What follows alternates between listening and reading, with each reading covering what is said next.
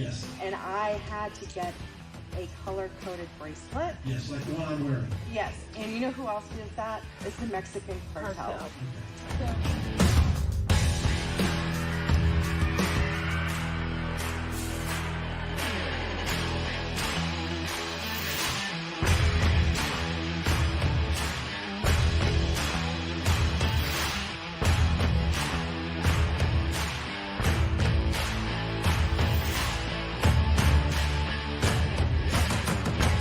Thank you for your time, and let's go, Brandon.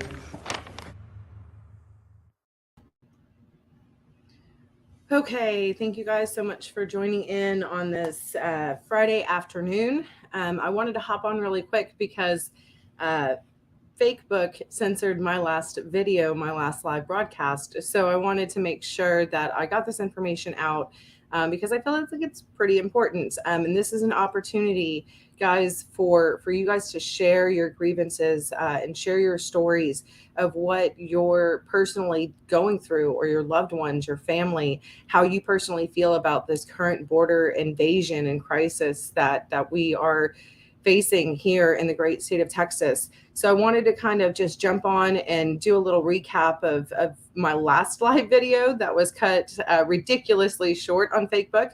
You guys can also make sure that you follow me on Getter, and I am also on Twitter, but I don't do too much on there. Just make some comments, but on Getter and on YouTube, so that this way, if that happens again, you guys are still able to get the information that you guys need to hopefully be able to get engaged and involved. Sorry, I'm not sure what's going on with my microphone, guys. All right, there we go. So I want to just kind of hop right onto it. If you guys can please just like and share this video, share the information, so that hopefully we can get some people, some Texans responding and get your voices to be heard. So last week I was at the Capitol, the House Homeland Security Committee was hearing. They were taking invited testimony only. However, I took the opportunity, of course, since this regular session is not going on. They are there, the committee members are there when they are having a committee that's being heard. So I take that opportunity to go in there and deliver the legislative priorities for the upcoming 88th session. And to just also push the things that the great state of Texas could do right now to help curtail this and stop this current invasion. Of course, one of the most recent action items that we have been pushing is to declare this as the invasion that it is, because it is. And right now, too, there's over $4 billion of Texas taxpayer dollars that has been used so far for Operation Lone Star since President Biden took office.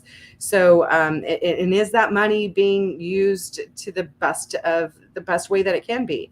All valid questions. And I was a little bit encouraged because of the fact that some of the representatives, Representative Schaefer and Representative Tinderholt, did ask some really good questions, I felt like. And it proves to me that they are listening. Guys, like, they are hearing. If we put enough pressure, this is election year, we need to let our voices be heard. So that's why this is so important. You know, this entire time, this entire time since the Biden regime took office and started having this open assault on our nation, and particularly here in the state of Texas with this border invasion,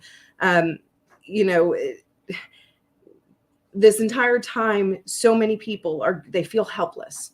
When we were doing a lot of the border awareness events this last summer, people are like, well, what can I do? I'm being impacted in this way, but what can I do?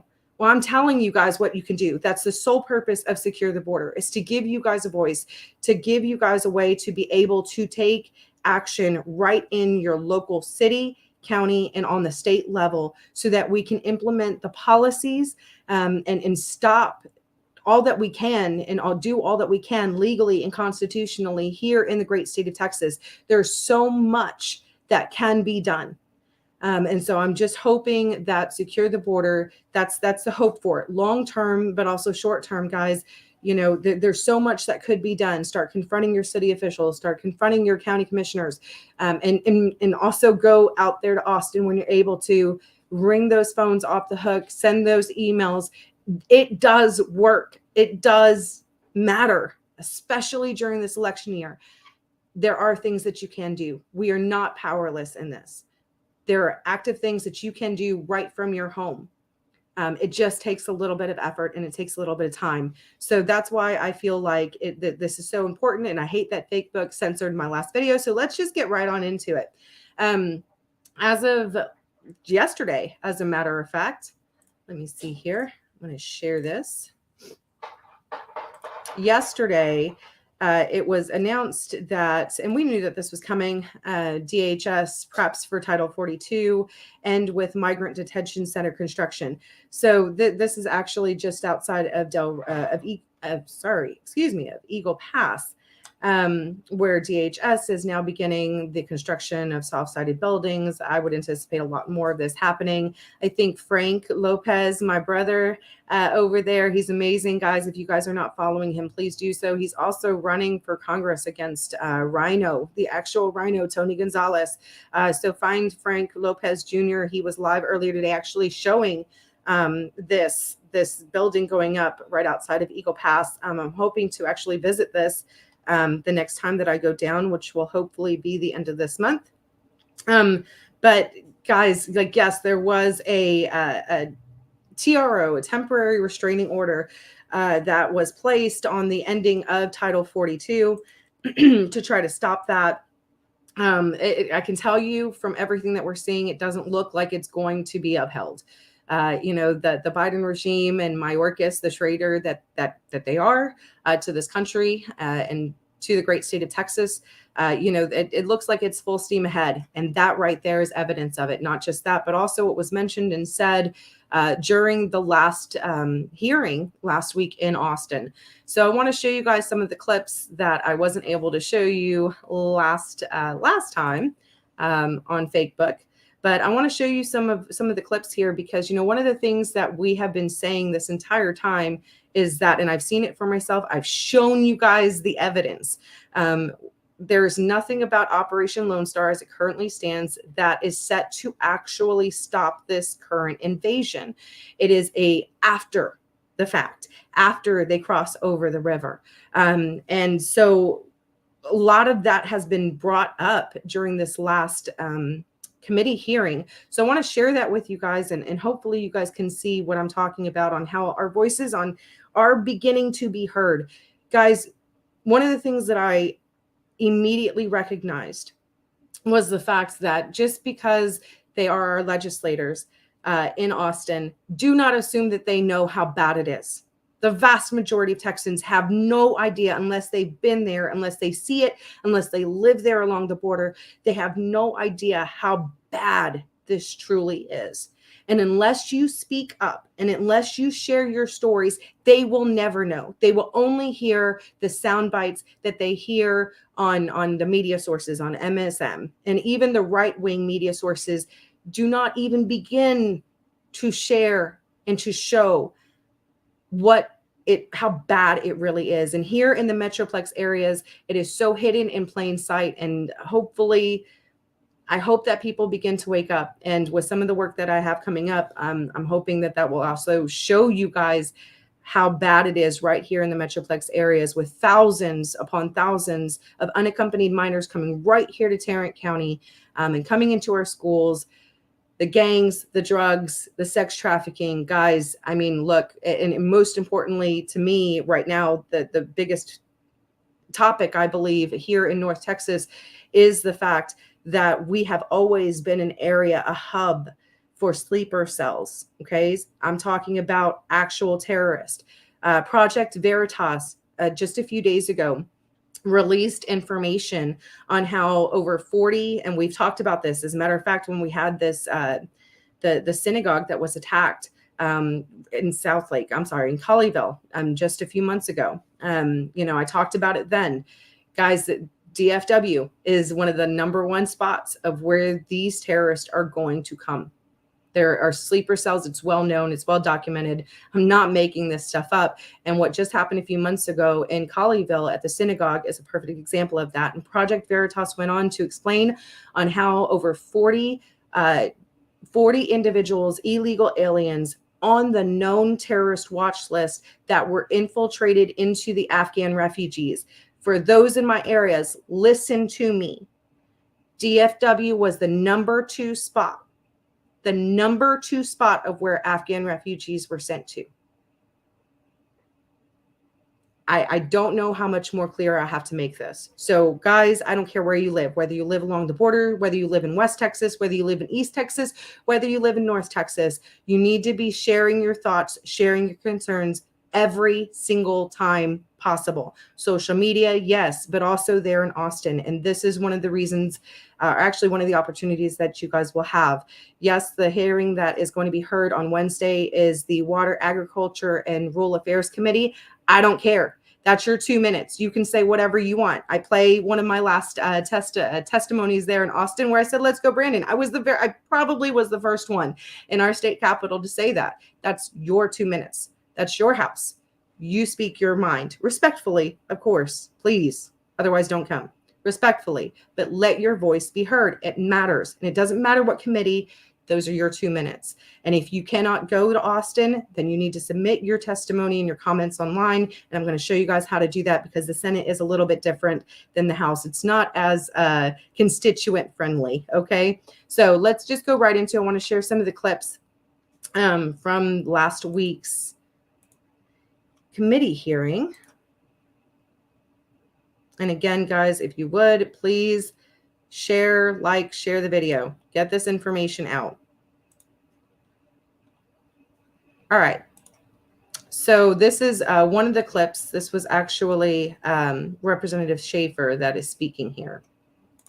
Has the Texas Military Department ever been tasked with developing an operational plan to actually repel people at the river? Okay, so what we're saying here, again, what we've just said, I just reiterated it just a few minutes ago. There is nothing about Operation Lone Star in its current form that is set to actually stop this invasion. We've shown you guys that unfortunately the National Guard are just there by their own admission, their own words, not mine, saying that they're there to aid the refugees. So this is what he's referring to. Is there anything? Well, don't take my word for it. Listen to his. To repel them, I guess it comes into the definition of repel. I would say Prevent them from crossing into the state of Texas at a place other than a port of entry. I would say that's what our current operation is to primarily block and repel if we can. That's again the discussion about the boats is you. But I'm talking about doing it actually. Right. We're not actually when we've observed soldiers at the river. Someone's walking across, they just say, hey, come over here and let me take you to someone to process you. I'm not talking about that. I'm talking about where we actually prevent people from entering illegally into the state of Texas. The only way you're going to be able to do that, I'll answer that question, is that if we are willing to deploy, state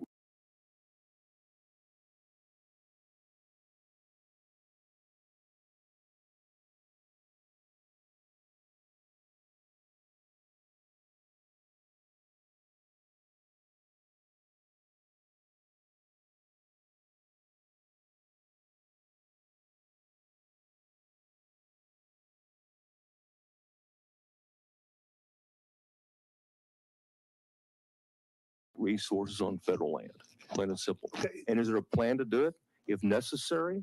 If it's overwhelming and Border Patrol is completely overwhelmed at the ports of entry and around the ports of entry where that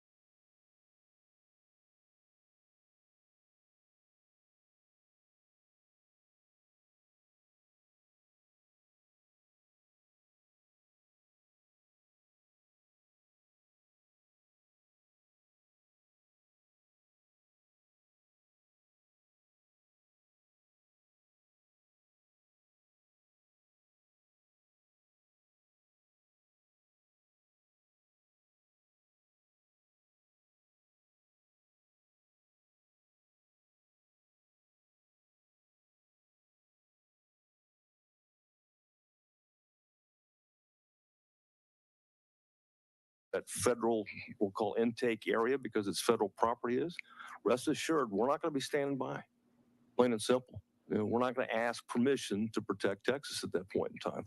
So is there a plan? Yes, the governor's got a plan, and we'll put whatever resources necessary. But we're going to have, it's going to start with concertina wire, and it'll be layered from there.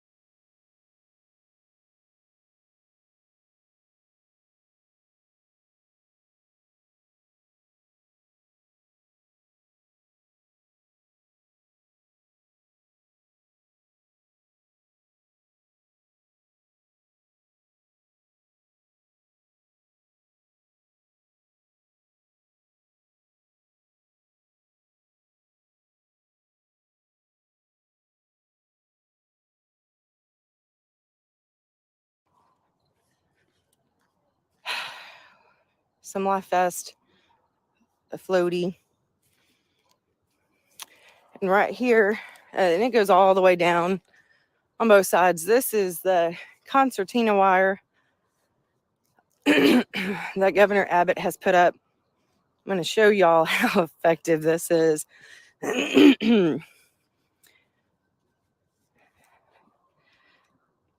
So this is where how the illegal crossers combat that. They just weigh it down with wet clothes.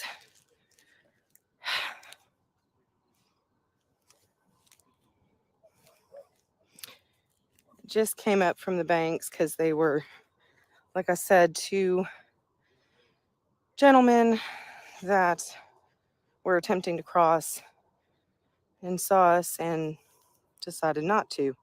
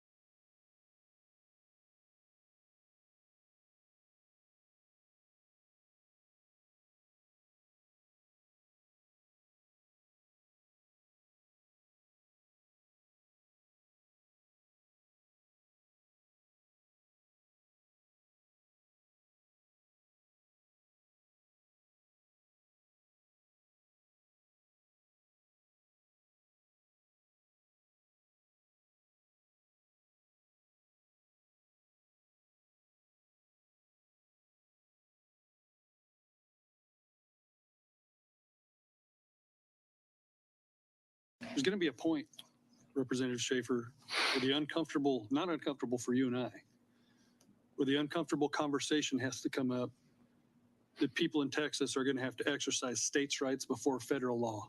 It's going to happen because right now you and I were deployed to combat zones, and we know this isn't how borders are secured around the world. There's terrorists coming into our country.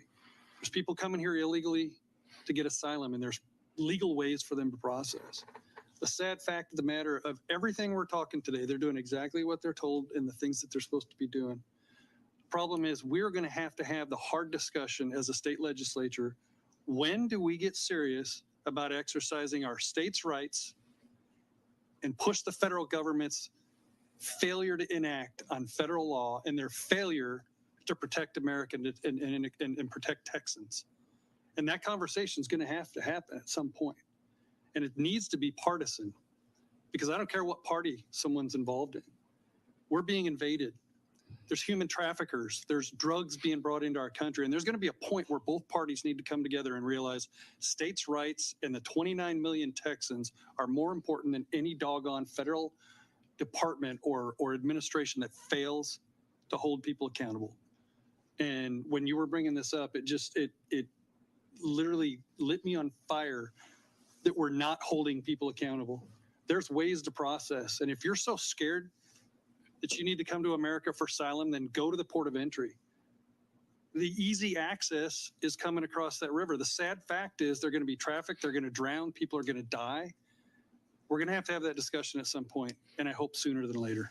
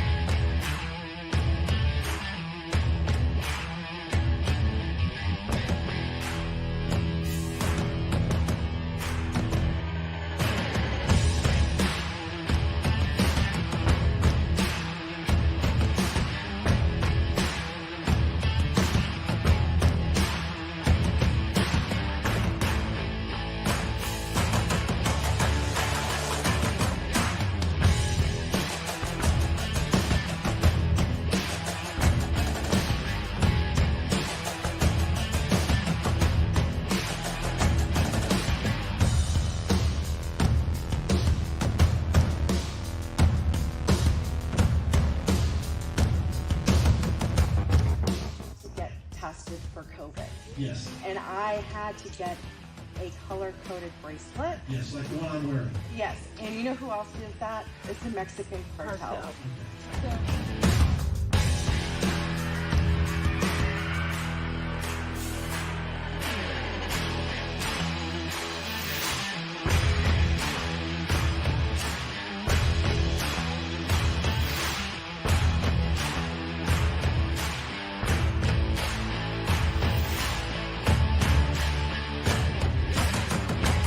Thank you for your time, and let's go, Brandon.